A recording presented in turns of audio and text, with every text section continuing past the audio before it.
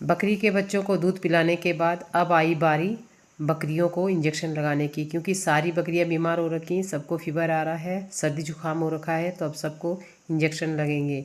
पहाड़ों में सब लोग जो है अपने अपने जानवरों की ऐसे ही देखभाल करते हैं। अगर कोई बीमार है तो उनको इंजेक्शन लगाते हैं, डॉक्टर भी बुलाए जाते हैं, और जिनको खुद आता है इंजेक्शन लगाना वो खुद लगाते हैं। तो ये वाले मामा जी आए थे इंजेक्शन लगाने के लिए, क्योंकि इनकी बकरियां बीमार हो रखी हैं। मैं अब वापस जा रही हूँ घर, और बुआ जी के लिए मैंने इसमें भुट्टे उबाल के लाई थी मैं, वो दे दिए हैं। और बुआ जी मेरे लिए लाई थी बैंगन और हरी मिर्ची, जो मुझे बहुत पसंद है, हरी मिर्ची और बैंगन। बैंगन की सब्जी नीम के पत्तों के साथ बनाई जाए तो बहुत अच्छी बनती है और हेल्दी भी बनती है।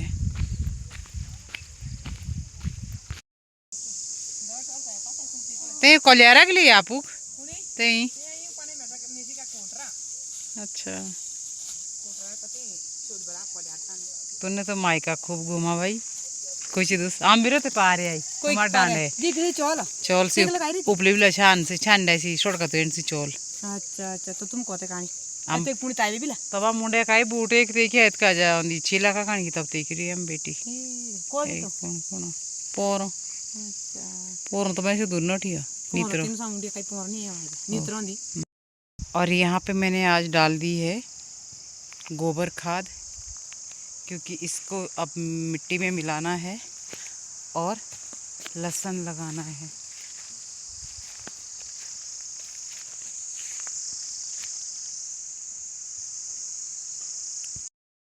घर आने के बाद सबसे पहले मैंने अपनी एक क्यारी तैयार करी, जिसमें मुझे लहसुन बोनी है और धनिया बोना है। उसमें मैंने खाद डाल दी थी, और फिर इसको कल मैं क्यारी तैयार करूँगी। और फिर मैंने बनाए हैं सेब के थले। सेब के थले बनाने का सीज़न यही टाइम है, आजकल ही बनाए जाते हैं।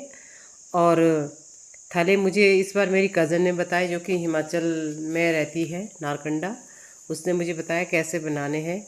और उसने ये भी कहा कि जो जब आप सेब के पेड़ के थले बनाओ तो उसको उसका तना जो है खाली रखना है, और सेब के पेड़ के थलों में आपने घास भी डालनी है। लेकिन मुझे पता नहीं था, और मैंने क्या किया, वो सेब के वो जो घास है वो तने में ही डाल दिया, जो कि मैंने गलत डाला है।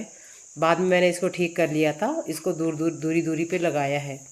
जहाँ जहाँ पे थले बनाए हैं उसकी दूरी पे बनाए हैं। सेब के तने से कम 2 बिलान दूर रखना है घास को, ताकि इसमें नमी बनी रहे। और उसके बाद मैंने लहसुन भी बो दी थी, इसमें धनिया भी बो दिया है। गुड आफ्टरनून दोस्तों, कैसे हैं आप सब लोग? आई होप आप लोग बढ़िया होंगे, स्वस्थ होंगे, मस्त होंगे। और मैं भी ठीक हूँ दोस्तों, आजकल ठीक हूँ। तो फ्रेंड्स, मैंने आपसे वादा किया था कि मैं किसी की दिनचर्या आपके साथ शेयर करूंगी, जो कि यहाँ के लोग, जो किसान लोग हैं, किस तरीके से अपना दिन की शुरुआत करते हैं। तो दिन की शुरुआत का तो मैंने आपको वीडियो डाल ही दिया है। अब रहा उनका दिन भर का शेड्यूल कि वो क्या क्या करते हैं खेतों में, कितना देर काम करते हैं, तो मैं उस पर बनाऊँगी। लेकिन मैं बनाने वाली थी, बीच में फिर बारिश हो गई तो कोई खेत में जा ही नहीं पाया। खेत में नहीं जा पाया तो आजकल फिर जो खेती का काम है वो लोग निपटा चुके हैं। अब उनका गाय बकरी चुगाने का काम है, और कुछ कुछ घास काटने का। और फिर बीच में जो ये बारिश हुई उसमें फिर से तबीयत ख़राब हो गई, सर्दी जुकाम हो गया। तो आप देख रहे होंगे जैसे कि अब यहाँ ठंडा हो गया है, और जैकेट निकल आई है, इतनी मोटी जैकेट अभी ही निकल आई है। भगवान जाने दिसंबर जनवरी तक क्या होगा। तो दोस्तों, अभी बज रहे हैं 1 बज रहा है दिन के, और मौसम ऐसा लग रहा है कि फिर से बारिश होगी, क्योंकि इधर से काले काले बादल आने शुरू हो गए और यहाँ पे धूप है। तो अभी अब जो है बारिश की बिल्कुल ज़रूरत नहीं है लोगों को, क्योंकि बहुत बीमार हो रहे हैं, इंसान भी बीमार हो रहे हैं और जानवर भी बीमार हो रहे हैं।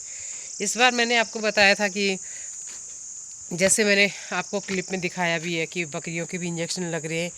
बहुत ज़्यादा बकरियां मर रही हैं, लूज़ मोशन हो रहे हैं, बुखार हो रहे हैं, उनको सर्दी जुकाम हो रहा है, उनके बच्चे भी मर रहे हैं। बच्चे माँ का दूध पीते हैं तो वो भी मर जाते हैं। तो यही सब चल रहा है अभी, और बारिश की कतई भी यहाँ पे अब ज़रूरत नहीं है। लेकिन जैसा आप देख रहे होंगे ग्लोबल वार्मिंग की वजह से जो है ये अब अननेसेसरी जो बारिश हो रही है, तो बहुत ही चिंताजनक विषय है। और देखते हैं कि बारिश होती है कि नहीं होती है। और चलिए देखते हैं अभी मैं क्या आगे शूट कर पाऊँगी क्या नहीं। लेकिन मैं आपको दिखाना चाहती हूँ कि मैंने जो घास गलत लगाई थी सेब के पेड़ों में, वो मैंने किस तरीके से उसको ठीक किया है। तो चलिए उसे दिखाती हूँ आपको। यहाँ पे मेरे भुट्टे के पेड़ थे जो मैंने हटा दिए हैं, कटिंग कर दिए उनको, इस तरीके से यहाँ पे रख दिया। इसमें आग लगाई जाएगी। अब देखो मैंने ये इस तरीके से इसको लगाना था। मेरी सिस्टर ने ऐसे ही कहा था मुझे, मेरी कज़न ने, कि घास को दूर दूर लगाना। और ये देखो ऐसे, और मैंने क्या किया था, पूरा तना ही ढक दिया था। तो तना नहीं ढकना है, लेकिन इसको इस तरीके से लगाना है। और बुआ जी अपनी गाय बैलों को, और देखो मेरे राई के पत्ते कितने चौड़े चौड़े हो रहे हैं। देखो बीच में जो है ना, मैंने इसमें से किसी को दे दिए थे, तो अभी ये ऐसे हो रहे हैं। देखती हूँ। हाँ, धनिया भी उगने लग गया है थोड़ा बहुत, और बहुत अच्छा हो गया है। यहाँ पे मैंने वो बोई है लहसुन। दोस्तों ऊपर बुआ जी खड़ी थी और ये अपने बैलों को चुगाने के लिए ले गई थी बैलों को। तो मैंने बोला, मैंने कहा नीचे आ जाओ, यहाँ धूप सेकेंगे। अब तो भाई टाइम है धूप सेकने का। और दोस्तों आपके लिए एक सरप्राइज़ है। मैं कहीं अभी जा रही हूँ, कहाँ जा रही हूँ ये भी आपके लिए सरप्राइज़ है। और 13 तारीख को मैं यहाँ से निकलूँगी, और फिर आपको जहाँ मैं जा रही हूँ वहाँ की वीडियोस बना के भेजूँगी। बहुत ही सुंदर जगह है, बहुत प्यारी जगह है, दिखाऊंगी आपको वहाँ की जगह। बहुत खूबसूरत जगह है, और मैं आपको दिखाऊं कि मैंने क्या किया। मैंने ये जो गुलाब है इनकी कटिंग करी है। ये वाला तो मेरा उसका पेड़ है, नाशपाती का पेड़। ये मैंने इधर, ये भी गुलाब। तो अभी इसमें खिलने वाले थे, जब तक मैं वापस आऊँगी तब तक इसमें भी खिल जाएंगे गुलाब। फिर उसके बाद कटिंग करूँगी इनकी। गुड इवनिंग दोस्तों, शाम के 7:20 हुए हैं। मेरा डिनर हो चुका है, और जैक्स को भी दे दिया है डिनर। और तबीयत थोड़ा बहुत ढीली चल रही है, क्योंकि सर्दी जुकाम दोबारा से हो गया है। बीच में जो बारिश हुई है, मैंने आपको बताया था कि बारिश हुई है, तो बस उसी के चलते दोबारा से तबीयत ख़राब हुई है। और दोस्तों मैं आपको बता दूं कि मैं आपको अपनी क्लोथिंग दिखा रही हूँ कि मैं कहाँ जा रही हूँ। आप लोग जस्ट गेस कीजिएगा कि मैं कहाँ जा रही हूँ, और अपना आइडिया लगाइएगा कि मेरी पैकिंग किस पर्पज़ की है। और फिर मुझे आप कमेंट में बताइएगा कि मैं कहाँ जा रही हूँ। एग्जैक्ट आप लोकेशन नहीं बता पाओगे, लेकिन गेस ज़रूर करोगे कि क्या करने जा रही हूँ। तो चलिए मैं दिखाती हूँ आपको अपनी क्लोथिंग। दोस्तों ये है मेरी क्लोथिंग, सॉक्स है ये, और ये है मेरे कपड़े, ये भी कपड़े। अब आप आइडिया लगाइए कि मैं कहाँ जा रही हूँ। और ये है मेरे शूज़, और बताइएगा आप लोग। ये बस अब बताना आपका काम है कि मैं किस पर्पज़ से जा रही हूँ।